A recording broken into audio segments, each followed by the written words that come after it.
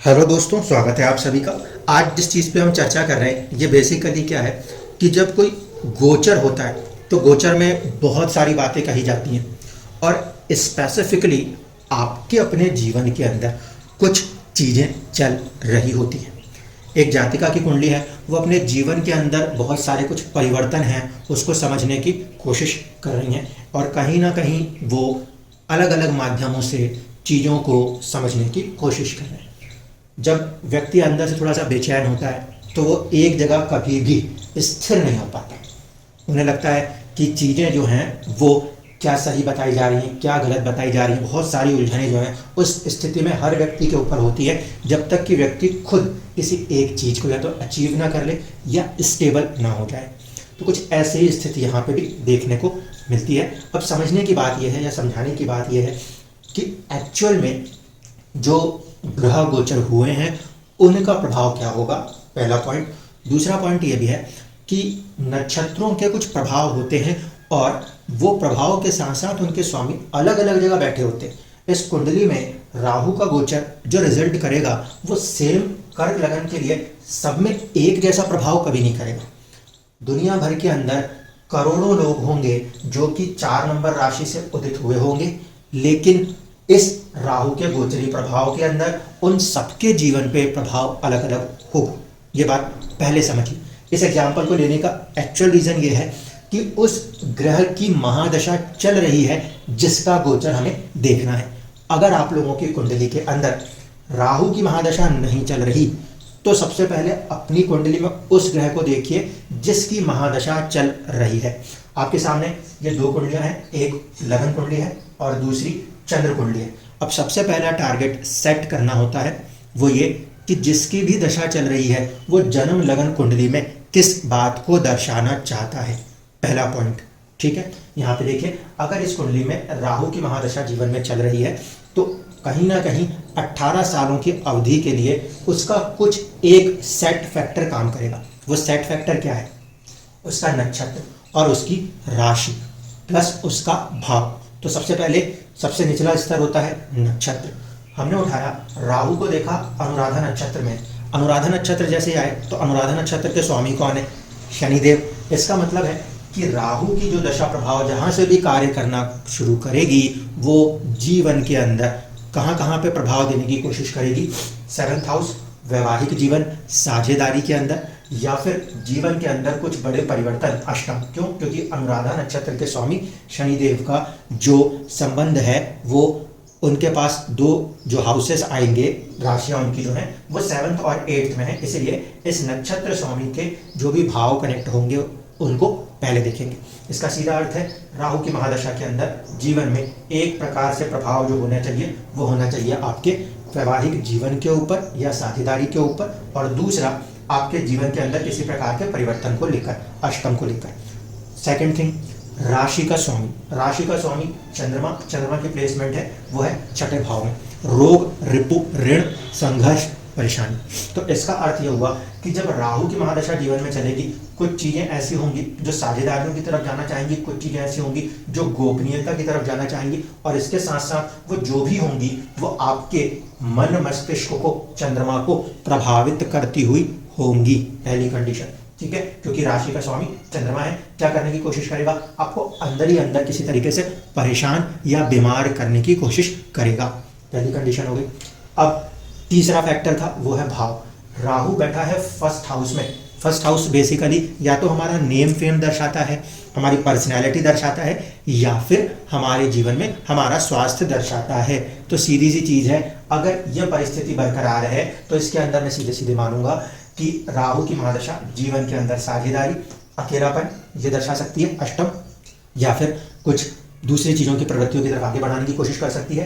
Plus वो जब भी कुछ करेगी वो आपके मनोस्थिति को, चंद्रमा को डिस्टर्ब करते हुए करेगी। साथ ही साथ वो आपके नेम फेम, पर्सनैलिटी या हेल्थ को इफेक्ट करने की कोशिश करेगी। 4 नंबर की राशि है, इसलिए चेस्ट एरिया जो है उसके ऊपर प्रभाव आ सकता है, सावधान रहना चाहिए। राहु का जो नक्षत्र स्वामी है वो है शनि, जो कि 3रे भाव में बैठा है। इसका मतलब शनि पूरा बल देगा पराक्रम कर गुजरने के लिए किसी चीज के प्रति। ये राहु का कांस्टेंट फिक्स फैक्टर है जिसे कि वो राहु गोचर में कहीं भी घूमता फिरे कोई फर्क ना पड़ेगा, वो उसको लेकर ही चलता नजर आएगा, क्योंकि वो उसके लिए उस कुंडली का परमानेंट कांस्टेंट फैक्टर है जो बन के आया था। ठीक है, अब इस चीज को एक बार चंद्रमा के साथ कनेक्ट कर देते हैं। जब राहु की महादशा चलेगी तो चंद्रमा यानी कि मन को 8वें घर के प्रभाव की वजह से खोजने की प्रवृत्ति फील होनी चाहिए। राहु खोजने की प्रवृत्ति दर्शाता है, चंद्रमा से अष्टम में बैठा है और 8वां घर रिसर्च का है, तो बहुत तेज प्रवृत्ति किसी चीज को खोजने की होगी। फिर बात वही है, चंद्रमा से अष्टम में है, मतलब चीजें जो हैं वो कैसे फील कराते हुए करेगा, एक अजीब सा अकेलापन सा फील कराते हुए करेगा मन को।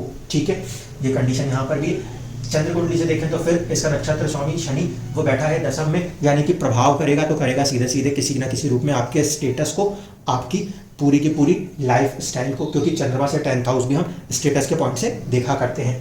प्लस इसका जो प्रभाव है, क्योंकि ये अष्टम के साथ कनेक्टेड है और चंद्रमा खुद अष्टमेश है, तो ये लाइफ के अंदर बहुत ज़्यादा बदलाव को लाने की कोशिश, प्रेशर करने में लगा रहेगा। अब इतनी बात पहले समझ में आई कि राहु की पूरी दशा का मेजर फैक्टर लाइफ में कुछ बड़ी चीज़ों की तरफ फोर्स करना है। दूसरी चीज़ देखिए जो कि इंपॉर्टेंट होगी, वो ये कि नक्षत्र को समझने के बाद उसके गुण समझना आवश्यक होते हैं। नक्षत्र तमोगुणी हो सकता है, रजोगुणी हो सकता है और सतोगुणी हो सकता है। इस समय अब बात कर रहे हैं राहु की। राहु की प्लेसमेंट अनुराधा नक्षत्र में है, उनके मालिक हो गए शनिदेव। ऐसे स्थिति में ये तमोगुणी नक्षत्र है। तमोगुणी नक्षत्र जीवन में जब भी दिखाई दे या आपकी कुंडली में जब कभी भी कोई सा ग्रह तमोगुणी नक्षत्रों में बैठ के कार्य कर रहा है, तो उस समय पे आपको अपने जीवन में खुद के ऊपर सबसे ज़्यादा कंसंट्रेट करना चाहिए। यहाँ पे लगन का नक्षत्र भी अनुराधा है। ऐसे स्थिति में ये बात बिल्कुल क्लियर है कि व्यक्ति जितना अपने अंदर, तमोगुण क्या है, तमोगुण का मतलब हम ऐसा मानते हैं अंधकार में देखने की कोशिश। अंधकार कहाँ है? आपके अपने शरीर के अंदर, यानी हमारे अपने अंदर। ये जब कभी भी ऐसे ग्रह चल रहे हों जो तमोगुणी नक्षत्रों में बैठे हों, तो वहाँ पे व्यक्ति खुद के अंदर यदि झांकने का प्रयास करे तो बहुत बेहतरीन स्थिति बन जाएगी। बट होता इसका उल्टा है। तमोगुणी नक्षत्र इसलिए बहुत ज़्यादा बदनाम हो जाते हैं क्योंकि ऐसे स्थिति में व्यक्ति अपने लिए, अपने बारे में सब कुछ पाने की कोशिश करने लगता है मटीरियलिस्टिकली, और वो कंडीशन जीवन के अंदर एक प्रकार से सेल्फिश नेचर बनाने की कोशिश करने लगती है कि व्यक्ति अपनी स्वार्थ के लिए, अपने निज स्वार्थ के लिए किसी भी हदों को पार कर सकता है, ऐसा माना जाता है या ऐसी परिस्थितियां बन रही होती हैं। अगर तमोगुणी नक्षत्रों के अंदर कोई ग्रह जाके चल रहा है तो ठीक है, तो ये पहली कंडीशन हुई जो यहाँ पे प्रॉब्लमेटिक है। अब आज की स्थिति में अगर हम जाएं, आज के गोचर प्रभाव को लगाएंगे, तो गोचर प्रभाव को क्यों लगाएंगे दोस्तों? गोचर प्रभाव इसलिए लगाएंगे कि ये 18 साल की दशा है। 18 साल की दशा एक ही जगह बैठ के एक अनुभव नहीं कराएगी, ये हर जगह घूमते हुए आपको जीवन में विभिन्न प्रकार के अनुभवों को कराने वाली होती है। ठीक है, अब देखिए, अब इस राहु को उठा के आज की तारीख में रेवती नक्षत्र पे लेकर आएंगे। अब ये महादशा का स्वामी जो लाइफ को फैक्टर आउट कर रहा है, कहाँ से? इन 2 हाउसेस से और हेल्थ से। अब वो एक्चुअल में रेवती नक्षत्र के हवाले होकर चलना शुरू करेंगे। रेवती नक्षत्र की बात करें तो स्वामी है बुधदेव। ठीक है, नेचर की बात करें तो ये हो गया रजोगुणी। रजोगुणी का होने का अर्थ है यहाँ पे दूसरों की कुछ भलाई की बात तो उठेगी। ठीक है, सतोगुणी पूरी दूसरे की भलाई, अपने लिए कुछ नहीं होता। रजोगुणी होता है कुछ दूसरे की भलाई, कुछ अपना। तमोगुणी होता है सब कुछ अपना, दूसरा गया किसी भी चीज से लेना देना नहीं। तो यहाँ पर रजोगुणी होने के कारण अब आपके अंदर खुद के प्रति वाली चीज तो रहेगी, लेकिन दूसरों के प्रति वाली भी इक्वल अमाउंट में एक अभिव्यक्ति या एक इच्छा जागेगी। मेरा अपना तो अच्छा हो, लेकिन मेरे साथ साथ दूसरों का भी अच्छा हो, ये नेचर यहाँ पे हावी होता हुआ नजर आएगा। क्योंकि यहाँ पे पहली वाली जो राशि है वो सतोगुणी है, इसलिए आपका जो बेसिक नेचर है वो दुनिया में सबकी भलाई करने का नेचर है। लेकिन इस समय की स्थिति में हम बात करें तो राहु आपको अनुराधा नक्षत्र से हटके प्रभाव दिखा रहा है रेवती नक्षत्र से, जहां आप अपना भी कुछ फायदा समझने की कोशिश करेंगे और दूसरों को बिना हर्ट किए उनका साथ लेने की कोशिश करेंगे। अब देखिए, यहाँ पे जब ये रेवती नक्षत्र है तो रेवती नक्षत्र के स्वामी है बुधदेव। इस कुंडली के अंदर बुधदेव के पास एक तो भाव है आपका तीसरा और एक भाव है 12वां। दूसरी चीज है बुधदेव की प्लेसमेंट वो लगन कुंडली से 12th हाउस में। ऐसी स्थिति में ये राहु की महादशा, जब तक कि राहु रेवती नक्षत्र में रहेगा तब तक आपके भाग्य से, मतलब नेचुरल एनर्जी से ऐसी परिस्थितियां पैदा होंगी जो कि आपको 12th हाउस की ऊर्जाओं से प्रभावित करेंगी। राहु सेपरेटिस्ट प्लैनेट है, नक्षत्र का स्वामी बुध उसके साथ अगर कनेक्ट है, क्योंकि राहु इस समय रेवती नक्षत्र पर बैठा है, तो राहु का सेपरेटिस्ट प्रभाव आपको मटीरियलिस्टिकली 12th हाउस में आने वाले भोग विलास जैसी चीजों से दूर हटाने की कोशिश करेगा।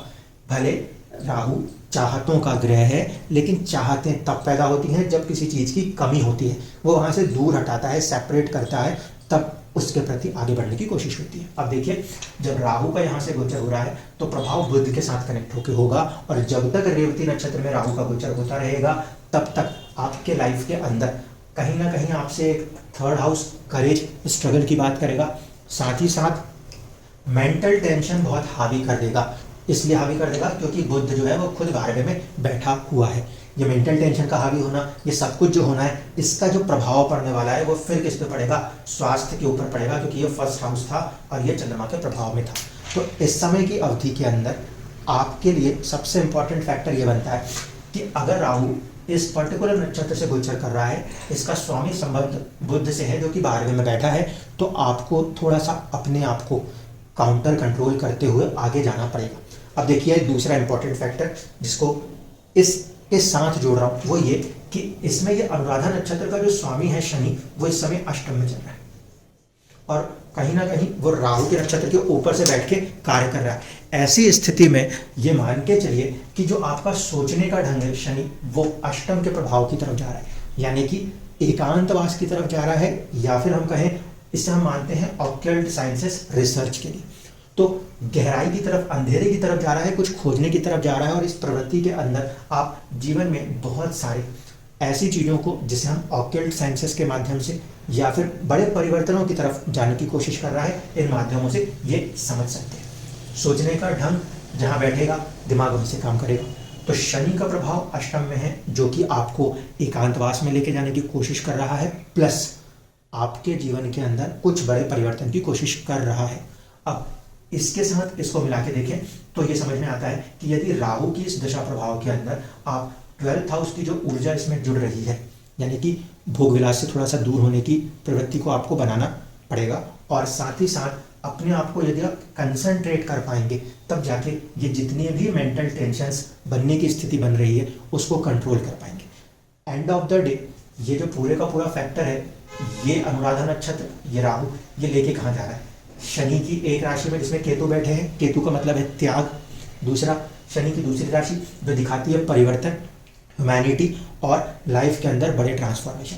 तो ये राहु जो कुछ भी कर रहा है, जिस भी माध्यम से कर रहा है, वो कहीं ना कहीं अगर आपको इस पर्टिकुलर फेज की तरफ लेकर आ जाता है तो अंदर से एक मेंटल स्ट्रेस को रिड्यूस कर पाएगा। अन्यथा इस पूरी दशा प्रभाव के अंदर जब ये रेवती नक्षत्र में रहेगा तो मनोस्थिति में देखें, अगर हम राहु की प्लेसमेंट चंद्रमा से चौथे घर में रहेगी, जो कि मन का होता है, और वहां पे हमेशा कोई ना कोई उथल पुथल बनाए रखेगा।